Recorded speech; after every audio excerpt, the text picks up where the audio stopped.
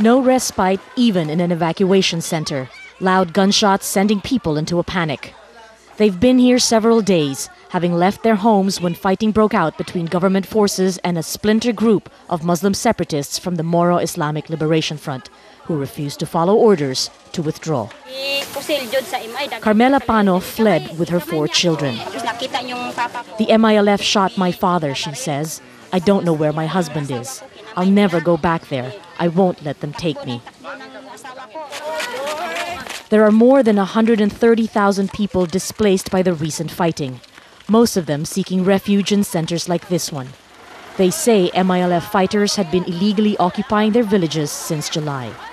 Their province and 700 other villages were to be included in an expanded autonomous region for Muslims on the island of Mindanao, had the government signed a landmark peace deal with the MILF on Friday. But the signing was stopped when the province's Christian officials asked the Supreme Court to intervene. The fragile peace in the troubled southern Philippines now hangs in the balance, and religious tensions across the nation are high once again. This is Maharlika village, a Muslim neighborhood in the heart of this predominantly Christian country's capital city. There are over 30,000 residents here, and many of them say that they face discrimination every day. Safrola Ampaso came to Manila 7 years ago to get away from the fighting in the south. He hoped to earn a living and make a better life for himself. I had to pretend to be Christian, he says. I even changed my name. No one would hire me when they saw I was Muslim.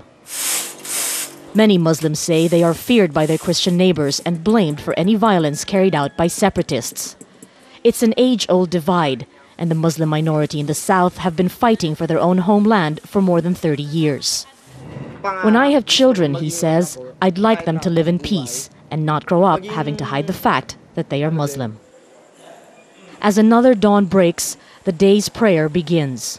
Most here refugees from the south unable to return home. They pray for those still there, newly made homeless. All of them, Christians and Muslims alike, victims of an armed conflict they just want resolved. Marga Ortigas, Al Jazeera, Manila.